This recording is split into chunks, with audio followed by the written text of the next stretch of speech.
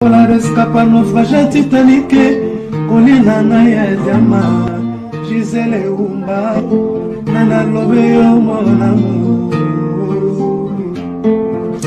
Téléphone vient de mon corps en cas de réchute. Alina Kanabone la Kailo, Kola bébé et moi. Et qu'il a monnaie la pesa qui n'a mounia soyé théo. Parce que nous autres n'ayez pété le colana malema. Colina Naya Diama, Gisele Umba, Colina Naya Diama, Gisele Umba, Colina Naya Diama, Gisele Umba, Nana Lobeo mon amour. Balandia Diamant Noir TV, bonjour Nabinope, bonsoir, ça dépend quand na air oyo. Écoute Amelio pour na kotala, makambozo le kanambo kanabiso mama Congo. Lelo tozali na invité na biso tokosola elongo na ye parce que makamambo kaningi ezokende. Tozali na likambo monene o toza nango to santo éviter. Est-ce que ça vrai? Toyoki makambo ya coup d'état ezotambo na bato ya ba congolais, batu babandi koloba ebele. Est-ce que Félix Tshisekedi ali kotika na pouvoir pour alingite ba élection salema oyo diaspora lingi ko yoka kutute na matoyi na bango likambo ya ba élection o ezali koleka toyebite. Tolandi pe biso no surtout na information toyoki officiellement parce que na Diamant Noir TV to ba makambo ezoko samati. Kasongo Mwemba Yamba oyo a annoncé que François Beya est retenu parce que depuis samedi Tilelo aza toujours na ANER. Il y a qu'il est retenu, François Beya est retenu à l'ANER suite à une affaire de la sûreté de l'État. Yamunde tokozangate kotuna motuna ya liboso pa invité na biso to yamba Papi Chamala président ya Congo fort et d'une image fongole la biso ba image pour to banda déjà kosolana président ya Congo fort. Bonjour président. Bonjour maman Gisèle Diamant Noir. Bonjour na bande nyonso oyo banda ka Diamant Noir ope balandaka makambo ya Congo balinga pe Congo. Okindawa. Olobi? Okindawa. Ngai? Nazali na teknakela Congo, kenda Congo après et ope là na yo zona ta un peu ya ko pema pe moké parce que j'ai fait beaucoup de tours na Congo. Fait na pema pe, on a pema ki kon. O pema mbuke zo zika yo zo pema. Te ko pema na ndenge ya koya ba média mama neto yaka tout le temps ko bino pour on peut sa ma parole sa parole mais entre-temps ngana ko pema te. Ça Congo fort. Donc on était toujours là en train de travailler. Voilà, là, parce que non, tu as Koloba, on te le kibino pour Toloba, quelque chose pour la bande de Koba, on a quelque chose à dire. En tout cas, il faut le bar parce que ça m'a mamboka pour que les autres te. To yamba bamba les belé na kati Diamant Noir TV makambo belé mais to banda ka kambala moko na likambo ya boso to za nango oyo. To moni na réseaux sociaux oyo ba soupçon yo kana ki peuple congolais banda koloba likambo na coup d'état likambo na coup d'état za makambo. Mais biso na matoyi na biso to yoka ki Kasongo Mwemba Yamba Ouazali porte-parole y a annoncé que François Beya est retenu à l'ANER suite à une affaire de la sûreté de l'État. Papa, expliquez biso nanu likambo liboso to bandana wana. Expliquez biso nanu makambo ngezandini. Merci pour la motuna maman Diamant Noir. Likambo wana elle kamboza grave. Ezali grave elle kamboza na ngote, ezali kambote ya kokozwa kozangwa la légèreté. Pourquoi? Parce que ezali que affaire ezali concerner la première personne oya sokipaka na sécurité en Mboka. Un conseiller spécial en matière de sécurité à président de la République P président CNS. Donc ezali mutua très important. Après le président de la République ezali papa Kasongo Beya. Donc c'est un problème et non François Beya. Oui, François Beya Kasongo. Voilà. Donc elle kambo exemple comme nene ndenge ka papa le porte-parole ya présidence dans lobby que non ezali kambo ezali retenu par rapport il y a des indices graves oyo ezali ko toucher sécurité nationale ya mboka biso. donc yango ba retenir kuna mais biso volet o ezo intéressé biso mingi na wana ezali question ya instabilité. Oui. Voilà. Les places où ils allaient passer parce que déjà, mutu ou akoyu ko battre bino. Ou ya pesa ka mukoza mboka ba conseil concernant qui est kuna keba bitumbe kokota, kuna monguna koti, kuna monguna zali boye, awa to sala boye parce que mboka etambola d'abord na protection ya état. C'est comme ta pesa ka ba conseil ou les alinde Monsieur François Kasongo. Donc, ils ont dit que non, biso ba Congolais, oyo, toyebi comment ça fonctionne les institutions. Ils ont interpellé biso mingi. Qu'est-ce que nous pouvons décider, qu'est-ce que nous pouvons faire là-dessus. Parce que tu as au comité et tu as au comité. Donc, ça veut dire que là, aujourd'hui, Mboka, Tokolo, ils ont bien été. Mais c'est qu'il y a beaucoup de monsieur, les porte-parole de non. Malgré tout cela, bon, ça la calme, mais la situation est maîtrisée.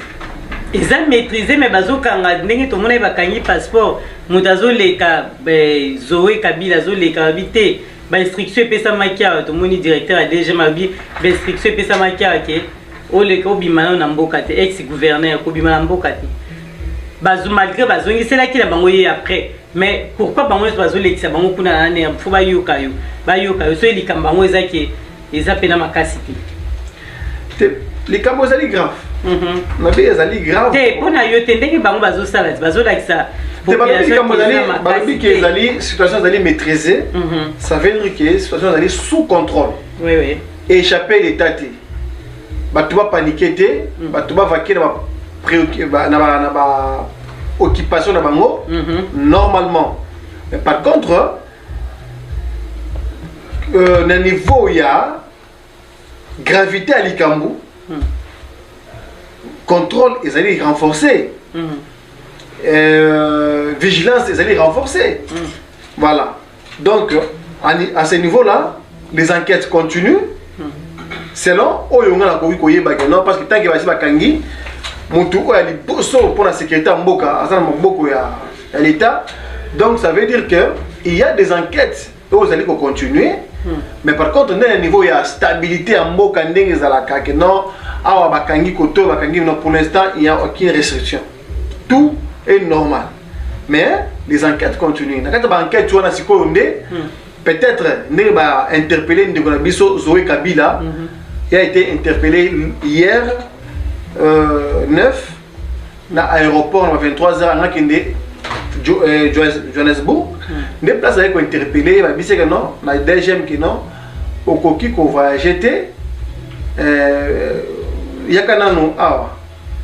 Non, mais Bakangi, deuxième directeur, il y a déjà avisé bien que l'instruction est pesami que yo ko bimate donc c'est gars qui n'a bimate mais il y a zaki au courant aiba qui te pose comme kota ti to moni ke ba mo kanga batu donc c'est que les kambozali ba ko interpeller batu donc les kambo moko boeza makasi o ezali que peuple congolais azoe baté bazolinga ko minimiser un peu situation.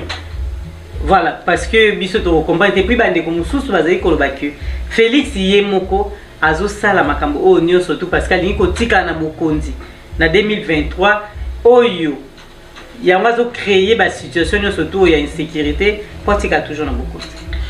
Bon, les Cambo déjà pour la commande les Cambo de Gozoé de Lobaki wana awa ozo confirmer que non directeur a déjà Lobaki que non nazo confirmer déjà officiel vraiment oui nazo officiel voilà officiel ba ngapela moi communiquer wana par contre o ya déjà mona ngana mona monter ngana monika oyo mususu ba lobi que non azaki interpellé avant à récupérer passeport naé il faut aller par ANR. Là na tozana yo awa na totanga article mo ba lobi que non na mito zo bazana kacha ba loko ya ANR. Avant de récupérer le passeport, il faut aller à entendu dans le ANR. Ça c'est de 1. De 2, version Moussou et Zolobakeno, va coûter 6 millions de dollars dans la valise. On a version Moussou, il va coûter 6 millions de dollars dans la valise.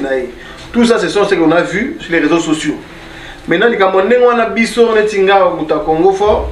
On a confirmé à moitié bien quoi. Parce que tout ça, ça se passe dans les réseaux sociaux. Non, on a appelé cette information. C'est officiel. Voilà, c'est une très bonne chose.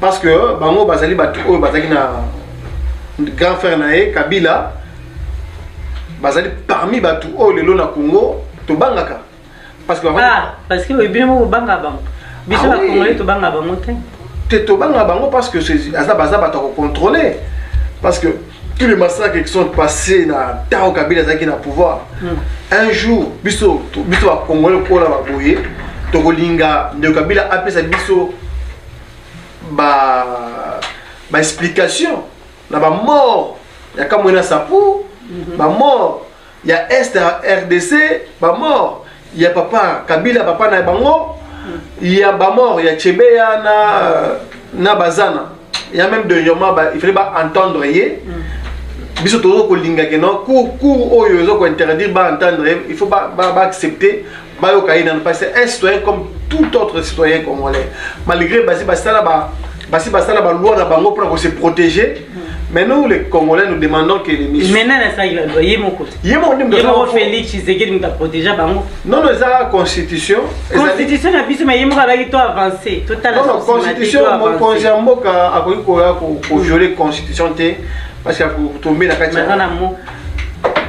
Il faut passer par référendum pour changer la constitution. Kabila la constitution en 2006, à Taïa, à Taïnae. Il y a un Congo fort. Nous avons réclamé 4e République pour tout ça une nouvelle constitution et pour adapter la civilisation de la Congo. Pour adapter la biso congolais. Pour constitution une constitution importée par les Belges. Louis Michel a sala moti a imposé biso pour l'intérêt na bango. Donc biso to linga que non.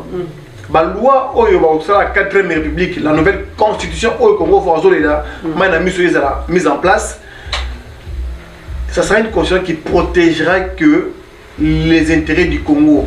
Et que vous allez pour l'individu, le lot, Kabila, pour interpeller. Parce que Kabila va interpeller, qui nous semble quelque part, il faut que l'Assemblée nationale va se réunir. 80% à vote.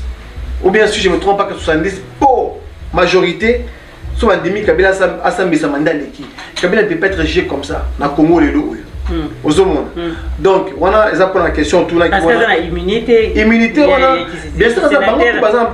Sénateur a vu nani azotika on a tuni makamona sotunani azakotika parce que ceux qui ba juge voilà les lots ceux qui justice est indépendante et ngosa musala nandenge sengeli mena RDC lolo justice est indépendante de tozomona ndenge makamboza ko kindela pour ba miyi bino sans cravate ba libanda Kabila za déjà si ba sukola parce que tant ba lobi tant Félix président de la République yemo ka lobi total asimate to avancer total asimande ni potozonga na makambo ne se lobi boko c'est la 4e République on a ndenge au moins maman Diamano ma bocho lo bana que président Félix a lobi que non Tobo Sanato Kende Liboso total asimate. Bon, c'est parmi aussi bah opinion naie, mais biso plutôt ça quand même ba congolais. Trop appelle opinion na biso to émettre. Jamais to ki ko kangami sou na ba crime oyo et les cas na Congo sans que réparation ezala. La fausse commune et voilà fausse commune, ba massacre à Yumbi. Tout ça c'est des choses que non la justice doit faire son travail pour qu'elle prêcher dans exemplarité que non bato oyo bakoya mbalasima ba bomasu bato ofelete lokola voilà qu'il n'y aura pas de punition non biso na Congo faut to senga mokoza mboka que non bato yo so ba koma ba commettre ba crime rapport en pingezali tous ces gens là doivent être poursuivis entendus ce sont des présumés innocents na Kabila pesa présumé innocent. Malgré tout, il dit que non, il y a des chefs de l'État. Mais il doit être entendu par la justice. Bateau, Bazali, sénateur, banane, tout ça. Biso, que non, va permettre que non, M. Kabila soit entendu par la justice. Par là, Nesikoyo, soit vous allez acquitter, soit vous allez condamner. Mais nous savons que c'était lui le président de la République, chef de l'État, garant de la nation et de bon fonctionnement des institutions, crime bien au Congo, crime politique, crime économique, tout ça, détournement, rapport à pelé. Donc, il doit être entendu, comme ça, population, à mon acquérant, à cette position, à ces pays-là, que non, il n'y a pas d'homme fort. Voilà, bino population, bozo, bino peuple. Parce que tout au côté, il y a un cas qui est morazo, on est en télé, camouté, biso de retard, toujours le cas de temps, les les capolés. Biso Congo fort, biso Congo fort. Biso Congo fort, mission à biso ezali. Toyé na sphère politique congolaise aujourd'hui. Pour tout moment, elo basika. Elo basika ezali façon pour ça la politique. Congo fort azo basé idéologie na la justice.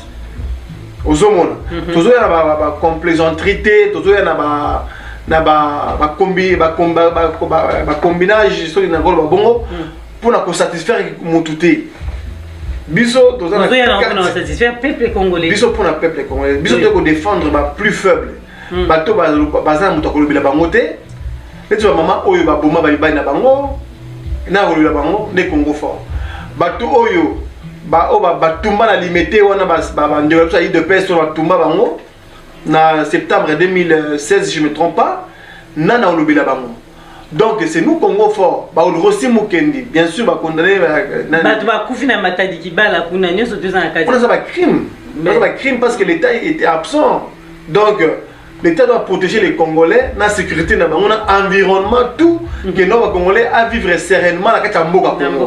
Donc c'est ça, nous Congo fort nous sommes là-bas. Biso Congo fort toujours na Kachaba Combo ya Batouté. Et Tolingi Boy. Là aujourd'hui tous tenir action président de la République. Mais là où tout le monde dit que non, ils ont bien été, mais tu n'as pas peut-être non que non, Mozambo a lobby que non, Tobo ça. Mais biso Congo fort tout c'est avis contraire. Tu dis que non, Mokonzi, la justice élève une nation. Pour tout que Liboso, il doit avoir une réparation. Mais réparation, parce que c'est eux qui battent d'abord. Regarde, eux qui bango, ne pas au bas, donc ils changer façon au sale. Mais ceux qui battent on va continuer toujours dans l'impunité. Mais le renier au sale qui côté la bino parce que bino va Congo fort. Donc besoin la crête il y a eu de peste. Mais tout ça pour tout na battu nous sommes soutenir pouvoir en place.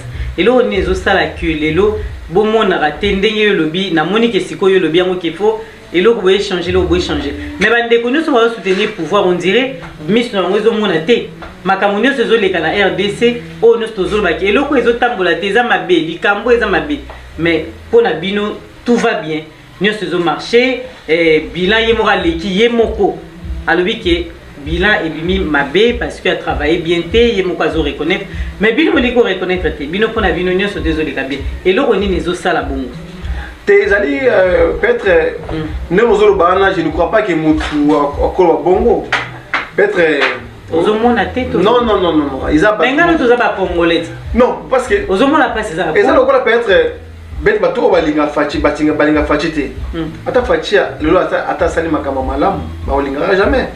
Ça, c'est les Congolais qui sont comme ça. Bazoboya individualité. Bazoboya nde président oyo azotambusa RDC malamuti. Quand on parle de Félix Yemoko mutu normal, aza individu c'est aza mutu normal ou quoi tout le monde. Mutu sa boya été pourtant azaki présidenté. Congolais bandolo le bilé bongoté. Mais lelo nous sommes en train de parler du président de la République de la RDC. Donc mutu yo asimbi ba institution ya mboka na biso, mutu azali garant ya nation. Et que les Congolais tout va mal. Et l'autre est au marché. Ndé yango ba Congolais bazoté ngela. Na ozonga na eloko comme président Emo Lobaki dernièrement récemment. Alobi ki mboka ezali kokufa. Eloko to koboma parce que ndenge ka bande kona ozoloba na balobaka ke non. Abomi mboka, ateki mboka. Bande kona te biso ba Congolais. Ba Congolais o ndambo mo batumo bo c'est bango tout ça bango tout. C'est une partie des gens. Non, sur 100%, 95, il y en a quelques personnes, quelques gens, un groupe de gens, animé na mauvaise volonté, frontalement contre les présidents. Namona rata ba débat, namona ba tout moto déjà. Ata olobi na ye na ata yesu akiti ameka expliquer que non keba Congo wana ezali mboka ezali ezoko subir ba mal gouvernance ya politique ya kala ndele lo ekomi place ezali wana mais mutu wana ata ba kiti le kolo moi j'ai bisi mutu wana ko kate généralement la bato ndi bazoko ko ke mutu nenga zo lobana penser na ezali limité jamais à franchir l'autre côté donc ça c'est entre parenthèses. Maintenant, Mokozamo et Moloba qui a dit que non, Mboka est là pour faire. Il a dit cela pourquoi? Pourquoi? Alors, parce qu'à comprendre déjà, parce que ceux qui ont le but que Mboka est la vie, d'abord c'est les bateaux qui sont dans Mboka. Bateau qui sont dans Mboka Congo. Est-ce que un esprit éveillé, esprit attentif par rapport à l'événement? Non. Pas ça dans le côté. Bisous Congo, tout ça bon côté. T'as un peu d'exemple déjà. Un peu d'exemple. Tout le monde avant-hier, camion moya masangé kwei na Congo, mbila pour sauver chauffeur azo kufa, atiki muto azo kufa ya zo masanga ki nomela. Au moins niveau déjà. Est-ce que maman na oso mona ngwapi? Eko ne doit poto impossible. Ça va poto a. Pourquoi? Parce que baza déjà cultivé. Basunga bango déjà baza na mike ba civisme, l'amour de la patrie, l'amour de l'autre. Mais la biso tozali biso bongo. Biso tozali mal payé. Biso tozali ndé mal, les gens d'abord mentalité, né Congo fort. Changement de mentalité. Biso tozali niveau mentalité d'abord. Maman, mutu ba pesi yo. Yo na maman. Pesi était côté no kemba. Parce que policier to le biba eza mabele ko bazo sala wana to landi vide. Soda yemo kwa zana nzala, aliete. Atike lo na ndako te, akuta na camion masanga. Azo sa mama mabe, abosani ke ngana za agent de l'ordre. Donc au lieu na sauver mutu bazolo ba ke mutakanga mina kati ya camion, mais azo ka directeur na sauver tina sisaka, ba masango eko sisa donc na bénéficier te. Parce qu'elles ont mal payé. Donc tant mozo ba awa ezaka bongo te, okotoko ko comparer bango te parce que awa déjà soda zo futa manaye normal. Neti mutu nyonso et puis ayebi ke soki na sali boye place nangeza wapi mais kuna ayebi ke soki na sali boye ba moninga longi na ngati so ba filmaki bango te tant so ba okangete eleki na ngobongo. Donc justice c'est ça musala na ndenge esengélité et puis ba soda baza mal payé. Est-ce que vous êtes d'accord na vie na ngaki ba soda? Na d'accord na vie na ote. Oh lobi wana eza solo bazali mal payé. Vous êtes d'accord? Non, na cadre na forme. Oui, baza mal payé tout bien mais fond n'est-ce que makambo on ça c'est l'esprit que nous avons déjà développé il y a des temps l'égoïsme, on n'a plus l'amour de l'autre. Bah âme sensible on a il y a comment que nous souffrir na qui nous sungaye nous au Congo fort nous on tsholoba na on tshaba Lubumbashi na tamo na Congo partout na zuba risque belé. Moi la poto qui partout aux confrontés ba congolais na battant aux alliés ba Covid-19 moi nous devons yambayo aux hommes pour rejeter pas au moins pour rejeter à cause d'action d'orgueil à cause d'action que non bona mais aux hommes bango parce que malgré risque va benga pas plus attention comme pas tout bon monter auto poison toujours ba risque wana. Pourquoi? Parce que si on a rejeté bango nga na pour na yeko ba que non na za ko défendre ba congolais les plus vulnérables après au moins que non moi orgueil donc na ba risque wana to soina bango bien. Mais qu'est-ce que j'ai dans la place wana na développer le comment ou sika na mutu na ngai pour na pesa bato espoir. Mais le Congo c'est pas comme ça. Congo mutu akoya alingi d'abord yemoko d'abord à régner abiso pe comme tourna biso ya ngo même na niveau comportement ya mbila wana oyo autuko masanga na ça comportement na bato tozomona ba détourner ba millions ba pesi mbongo keno kendo sala likamotel aussi bon tout au détourner tout beaucoup de ça m'a battu les genoux aussi bon battu les genoux tout au lié beaucoup de ça le procès il y a 100 jours ce qui va travaux de 100 jours bon tout na muno kwa bangando bazo melaka bon ça la boye mais le président se retrouve aujourd'hui na batu mo boye na batu tout aina bango tout nous on peut confiance à ça. Pourquoi? Parce que c'est entouré batu bazar dans l'esprit personnel bango mo basta enrichir personnellement. Mutu tia sika mala moko azui famille ne mobimba maman yo za mo poto c'est même na poto ba tu poto mingi la ba tu poto ba ke Kinshasa ba zo mbongo na ba zo détourner. Pourquoi? Et ça des mentalités, nous sommes en train de subir des politiques des années et des années. Des années, mais quand est-ce que ça va changer? C'est la mentalité. Parce que si tu changer président, et ça pour bolingi makam. Tu refais sera la mentalité déjà président yemoko. Tant voyez sika, faut la batelo wa sika. Président yemoko ya sika mais azuika rabilo kwa kala mimi en lisusu. Exemple ya yemoko. Siko yebisa biso ba congolais ba changer ne po exemple de ces yemoko. Non, le président a un discours état de droit. ayenango abandi na IGF yokana abandi na IGF apesi IGF ba makoki IGF ba no ko existe depuis longtemps apesi IGF musala akana miyibi nyonso ba miyibi wana ba kei na justice kuna ba juge parce que ba justice ba instruction ezali indépendant de l'une de l'autre ba pesi ba justice ba bokende kokata ba juge bokata ba problème bazo ko libérer ba miyibi. Mais le président soit continue à Makambouana, à qui c'est géré sur la juge. Avant, il est président, à comment on l'a dit. Mais lui, il est là. Oui, pour protéger. Il a, non, le président a garanti. C'est qui les garants de la justice? Et ça y est. Bien sûr. Comment il y a le bateau, Bakangi va miyibi, ba juge va ba mort bazu, ba libérer ba miyibi. Ba miyibi bazo ba mbongo. Est-ce que tu as na vidéo miki mon ba bazo konda na ba prison? Parce que bando kanga suki bayi bakangi ba côté na prison parce que yibi vélo bazui wana bazolandela bango malamu mais ba miyibi o en cravate batoka ba o nyoso ba yiba ki ba mbongo ba leta to baza ebele mo otanga ba kombo bango nyoso ezate ba miyibi nyoso la ba politicien bazui ba mbongo ba bisu baza na poto ba lelo ba bisu baza soki wapi to yebite ba mutabimisi bango zanani bon la justice la justice parce que tout le que justice faut la indépendante aux hommes. Il faut être indépendant. Maintenant, ceux qui battent Bazali Kouiba, président, il y a confiance dans la justice qui a sa moussala. Parce qu'il faut peut-être confiance dans la justice à sa moussala indépendamment. Maintenant, ceux qui battent Bango Bakei, voilà, il y a l'ongwe. Non, mais c'est pour ça qu'on continue à Makambouana. On a comme ingérence. Après, l'institution est autant pour la bienté. Donc, entre-temps, moi, je suis pour la dureté de la justice.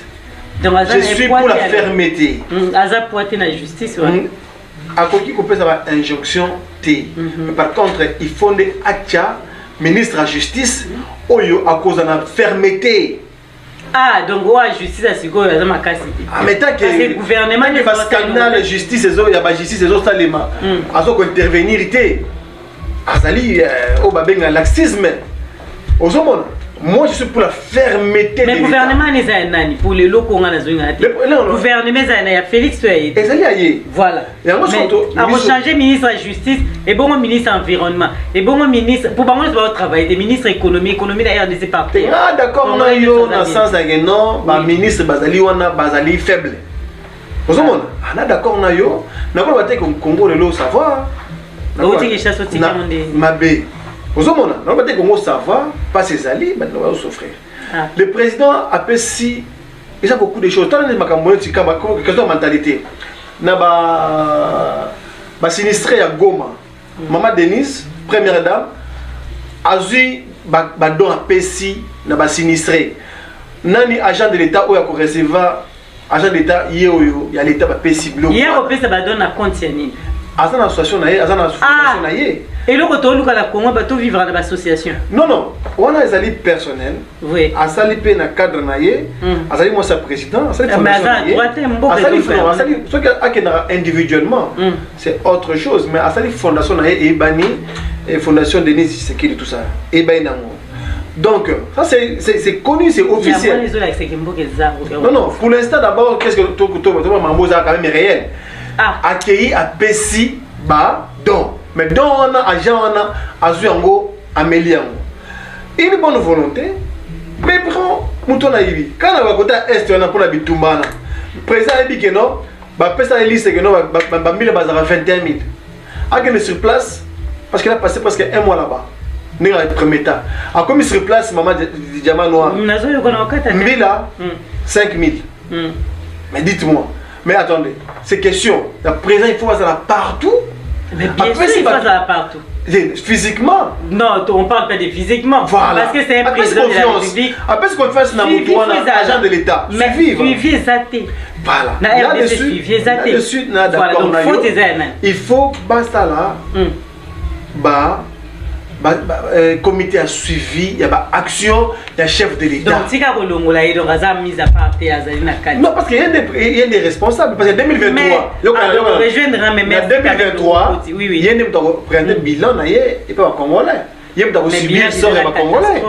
Donc, Moi, ce que moi je demanderais, c'est fermeté ezala, na ba action auto mené, ba tuba mon agano, basta kana tena, basta kana pena makambo l'état te. Ya comme la Congo fort, to ba peine de mort au début là maintenant au Congo fort. J'ai parlé de la peine de mort, ba to bien papi chose ma quasi peine de mort pour la corruption, pour la moïbi, pour le tribalisme. Parce que je savais déjà parce que quand je parlais que non changement de mentalité que biso ba congolais. Toza musika pour toyoka. Congolais kana film. Congolais ayoka kana ba mesures dures. Congolais so ba moi ba pédagogie belé akozoka la légère. Président ya Congo fort, merci na yo ba Congolais bazola na biso na boke binyoso parce que tozala na ngonga na biso.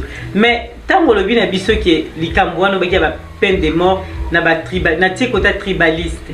Déjà ba tribaliste à liboso na RDC. Ndenge depuis Félix a eu pouvoir ezana. Eza yemoko parce que tout le monde 80% to ba 90% ya bat o bazo travailler pembe na eba baluba. Pour le peuple congolais zotemela likambo wana. Baza baluba. Siko tango ya zotelemela likambo yango ya tribalisme mais yemoko atie tout autour tout le monde est muluba.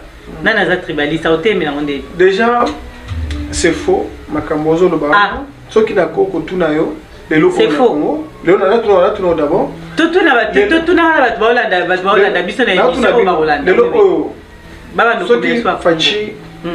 Likama. Na remplacer.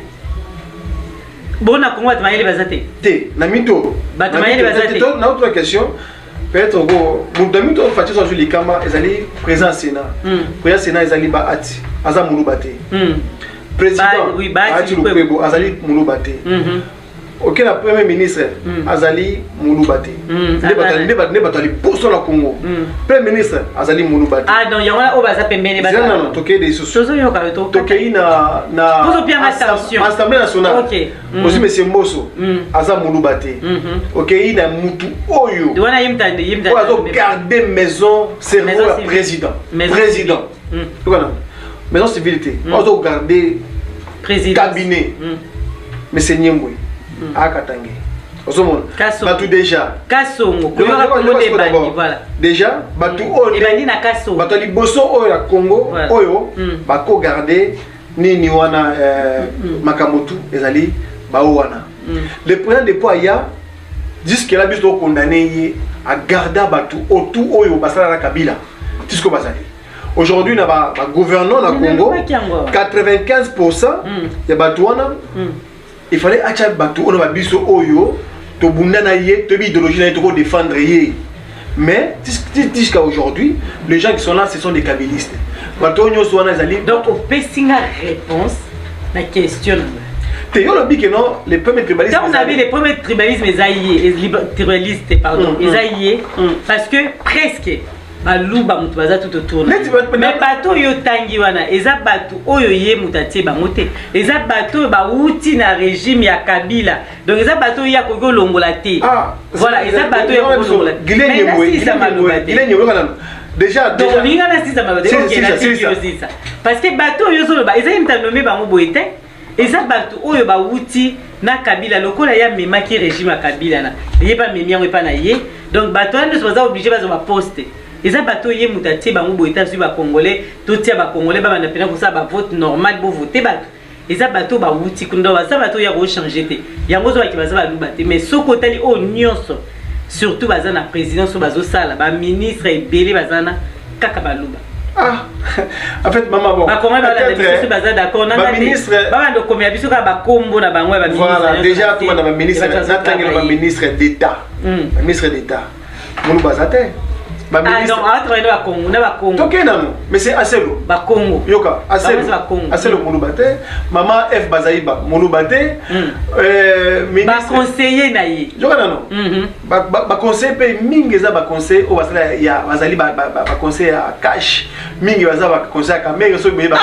Ah donc ya ka mega so ya so aka batu batu. Ye mo ka ya na batu te. Nenga ba yoka na kat na ba nana bango. Déjà ba ministre déjà, ba ministre mingi ba balubate. La majorité ba va conseiller qui n'a pas ministre ba conseiller net conseiller ba conseiller ensemble oh Non, mais ndeko papi, tu n'as pas besoin de peut-être bateau à congolais, ne ba kana ba Congo ba lou ba tcha liboso mais ba conseil baza e bien na présidence, mais par contre oyo ba balinga ndeko attiser un tribal.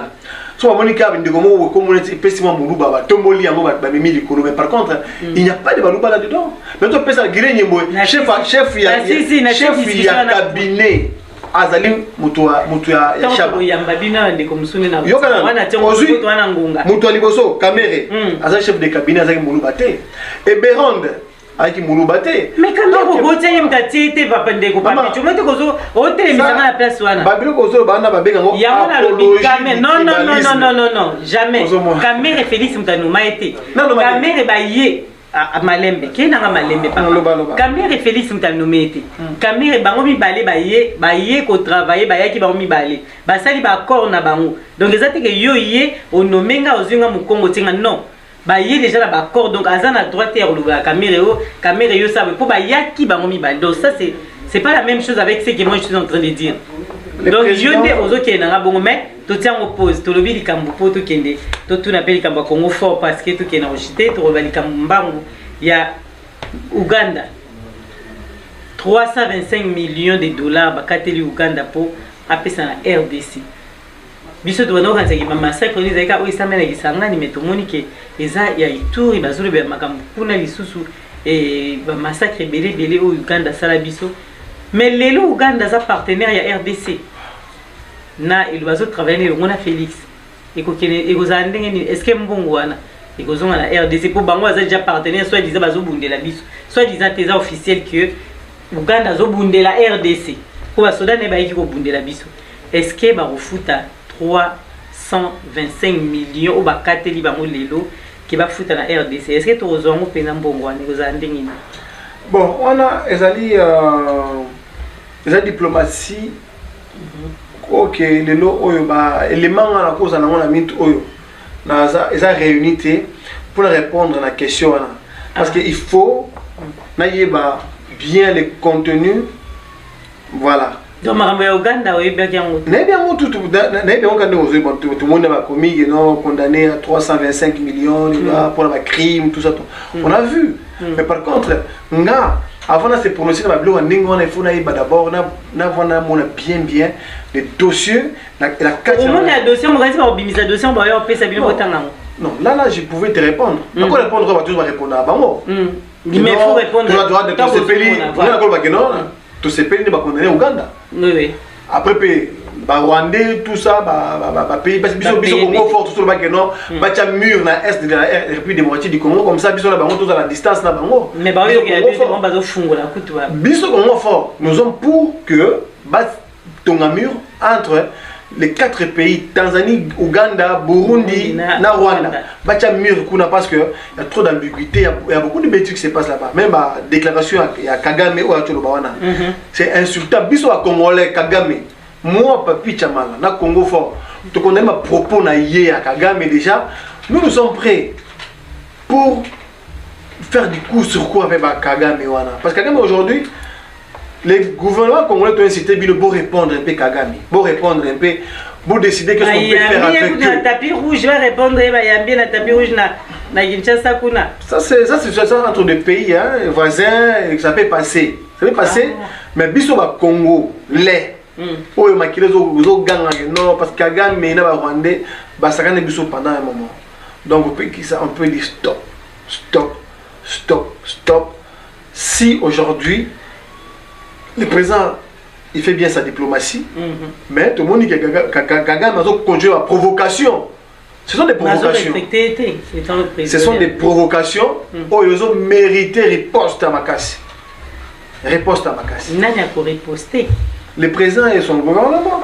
Merci Nayo de Papicho. Congo fort beaucoup mieux parce que la pose Tozo Yere Ambassi. Congo fort nini bozo sa siko utina Congo tamboli et là nino elibiso ya mutuya a na RDC au même libiso utina RDC na poto. Voilà. Merci déjà maman Diamano aux Arabes pour soutenir Bisso, c'est une très bonne chose. Tout qui n'a pas bénédiction à Bino, au Congo, on est arrivé au Congo, on a fait ce qu'on a fait la sortie officielle. le 23 octobre 2021 na Kempinski Hotel à Fleuve Congo. Tout ça qui est officiel, c'est très bien. On a fait notre discours qui était basé sur la conscientisation de la population congolaise. Mission de Gagner dans le Congo, c'est pour conscientiser, sensibiliser et puis mobiliser les Congolais, base à la vigilance dans le Congo. La chose du Congo, base à la vigilance, base de Mboka en charge. En charge. On était partout, tout le monde dans la banlieue, tout le monde dans la maraîchère, tout le monde dans les étudiants, tout le monde. On n'a pas vu tout le monde parce que tout le monde a été là, d'ici un mois, tous ont les sous-sous, tous ont malingi. Mais on était jusqu'à Lubumbashi, tout allé dans Lubumbashi, à Kaipeza, qui est bien. On toujours remercier les Congolais qui n'ont pas les biso te tomanoya. Seule chose n'a pas signé biso que non, biso na minto, tout dans la culture on a ya karabambo pour mobiliser bateau. Non, Congo faut avoir la parole, pour convaincre. Comment la parole? C'est ce que nous voulons, parce que si nous encore Congo, nous commençons encore à faire la même chose que nous combattons, ça veut dire qu'on va faire le même résultat. Les mêmes causes produisent les mêmes effets. Donc, on va arriver au même résultat. Donc, nous voulons changer directement, malgré c'est difficile. Discours, on va comprendre dans le que non, donc, Congo, il faut avoir un discours. Voilà, droit dans les yeux, dire la vérité que non, Congo Fort, ce n'est pas l'argent. Et comme il parti politique? Bientôt. Congo Fort, parce que nous avons biso boye c'est que non, tout s'imposer, tout le parole la biso peut pas si ka auto et imposer Congolais à comprendre que non, la politique c'est pas la comédie. La politique ce n'est pas un terrain d'enrichissement.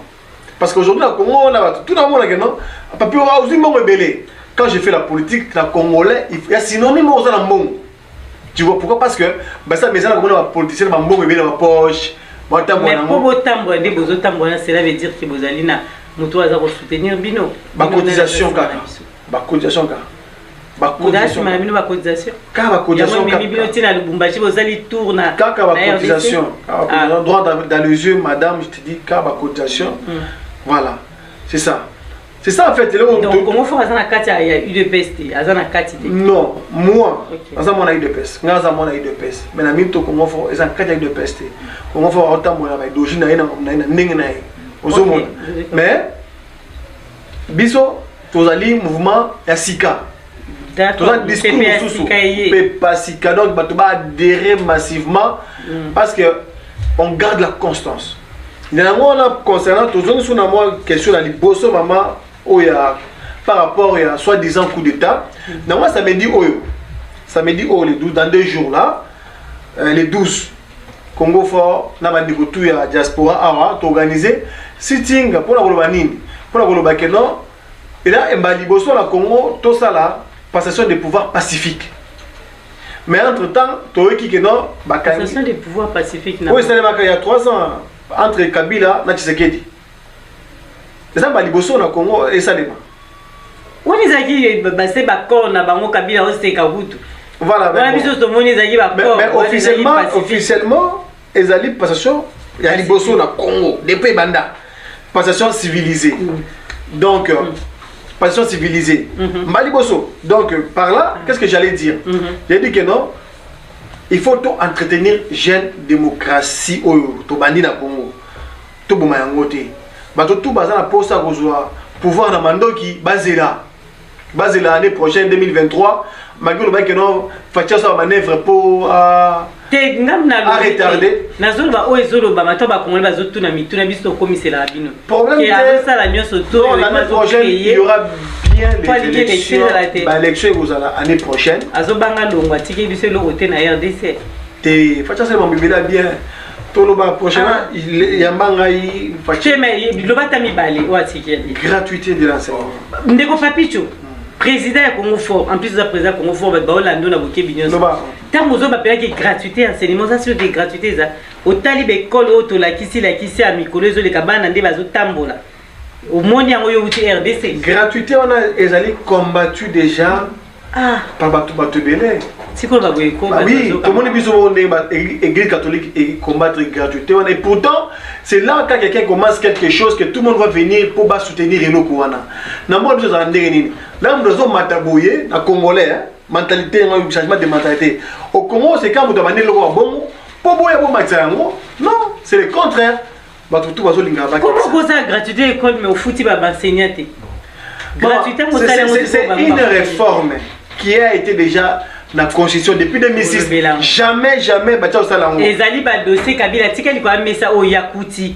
Ils ont un dossier banda qui déjà Kabila Salakamote. Masali yango, mais il pas sali yango te. Masali yango. Masali yango na désordre. Bon, déjà on vient d'attendre quelque chose. Oui. On a déjà dernièrement IGF, IGF pour traquer anti-valeur. Oui. Ils ont depuis Kara, Bando Mounanati. On a notre Kinshasa, on a mon basso des moutons, on a mon infrastructure, on a mon yango. Ce que ça a raté, qui les a bloqués. Malgré qu'il y ait effort, malgré qu'il y ait effort, ils ont mis à fournir, mais déjà tout le monde déjà infrastructure, tout le monde va soit des moteurs. On a mis dans la matière où on a mort. Donc c'est pour dire quoi. C'est pour qu'on a toujours la télévision. C'est pourquoi les exemples un scandale, les bouquins pas signé. Oh, mais là tout lundi tu as dit que image à tout Monique. Oh bah tu dis que bazo mata. Mais faut pas mata. Bazo mata. Yozo mata na pont. Maman osana mapa na. Bon ayo les gars na pont. Ozo mata non, il y a passage piéton sur Zali oui. Mais après tout les gars na pont tout le monde na participer na ndenga makolo. Mais ndenga périphérie ça bon, on mata na périphérie ngam. Parce que sont des moutons là on a appelé sur réponse qui va pas pour on a Zali à 60 à l'heure ou bien 70 à l'heure. Mais ils ont droit mouton matati. Ils ont pas périphérique à la poto. Mouton comme matata ko les gâte mais kuna ce que ma parole les kana bango a signé mouton besoin ya père 4 simba. Donc ça veut dire quoi? Civilisation na biso, mentalité na biso. Batu bazako aso bukango ba bende o ba garde-fou. Côté musu ba ibi yango ba ko na ba chariot. Ba ibi yango na butu ba kenam. Donc c'est la mentalité. To ligne pour respecter le comme côté. Donc aujourd'hui, bah il faut IGF, oui toujours là. IGF donc c'est bon. IGF. Aussi gratuité. IGF a gagné de rénovation. IGF a gagné nani? Voilà, ah, donc mon yem da kanya zati. Rénovation. C'est la lobby. IGF a gagné nani? A gagné dossier à matata tamponyo. Et ça matata pour la zawa. Non, dossier à matata tamponyo. IGF a fait enquête na ye. Après si yango na ba juge corrompu, nde bazo bloquer yango. Yoba Sénat andimi ba sambisa ye. Sénat andima ki ba sambisa ye. Mais comme il a Sénat, obi si qu'on dit tout sur la zawa. Mais ça va Libanda. Merci. Bah juge on a des Jésus. Quand on dit la justice est indépendante, bon ce cas il j'ai fait agression à ce juge. À la photo awa, bah policier ba ça musala na ba tindara. Mais yum do tuninga. Willy ba ko ngaza. Non.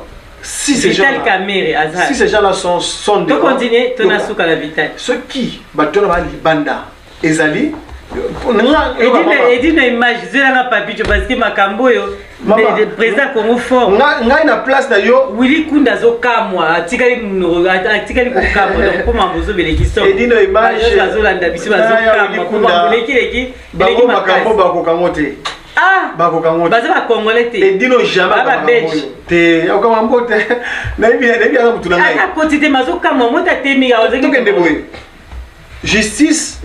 Il faut il faut la fermeté. Face il y a bateau oyo face à bateau oyo basali mabe na ba congolais. O bazui mbongo ba congolais. Juste il faut la makasi, il faut asserrer makasi. On a ça pour la justice. Rénovation il y a campus à Kinshasa. Bus, il y a des étudiants. Au moins, le président a investir dans le cerveau, a favoriser, co-favoriser instruction. Bus, campus. Inauguration il n'y a pas longtemps là. Port de banane. Donc le président il fait beaucoup de choses, vous allez bien. Maman disait Tourouya, parce qu'il y a un Lukao. Na lukao mato vanda bien, na pesa liste wana comme ça. Nga président na liste tout à sali pe na explication bien posé mais le pour la bosse santé message principal à sali sitting na biso samedi d'abord pour la bosse santé bande onanga boya samedi to boya kozwa bokonji na mandoki to boyi biloko wana to lingi Congo ba to so ba pouvoir mbala oyo baya na ba élection ndenge zali année prochaine bobongama élection de bozo ba rakaki osusu ba retraquer te ba tia ba to sikat ah d'accord yango biso de toute façon déjà biso Congo fort to lingi d'abord c'est ni wana eza na ministère ya intérieur. OK, yango yela samedi. Non, voilà, samedi boya to vanda to la mokimo mbake non, nous ne voulons plus batu kozwa pouvoir na mandoki na Congo. Bana Congo fort na mokimo bisika bozali ngawa bino na bengi bino partout bo se mobiliser. Bo se mobiliser. Bo se mobiliser que samedi oyo bisika tout bozala on ne veut plus prendre le pouvoir par la force. Les gens puissent se présenter. Téléphone, non. Téléphone, 0033 6 69 98 09 77. On a un papi chamana. Ma Facebook, vous avez papi cho, au beti, sur les quoi derrière, boire derrière. Il y a un moment sika. Et on a des bicolotés. Esprit bicolo, on a bateau, on a mis tout dans bango, on a un chamala. Ah, dans mon loup, non. Nous, on n'est pas dans ça. Je voyais bien. Très bien. Tu as dit qu'on va réfléchir. Donc, on a Congolais, on a des Mokanaye, lobby, Congo fort, ils ont makasi. Donc, le secrétaire général Congo fort, le CG, le maman, le jeune, tout le Congo fort, le mbote na bino, na ba Congolais balinganga, na balinganga Congo, tout samedi na République à 14h. Pour ce message fort. Merci beaucoup. Merci la Valandino sur le Kibiso de Tokutani Bino. En tout cas, Bobi qui n'a pas de diamant, tu as question sur Wanango Italie. Penza Congo fort, Bobi a numéro wana. Il y a président Congo fort de vous réponse parce que diamant a payé. Ngana évité na le basso. Benga na oye ba réponse au fait ça ôter. Tous à pencher na diamant activé Tokutani na nouveau numéro. À très bientôt. La rescapa naufrage titanique. Kolina na ya diamant. Gisele Umba, Nana Lobeyo mon amour. Téléfortifia de mon corps en cas de rechute.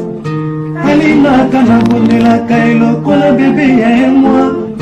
Et qu'il a monena pesa kinga mumia suaye teo. Parce que nous on a yé pété le kola malemba. Kolina na ya diama, Gisele Umba. Kolina na ya diama, Gisele Umba.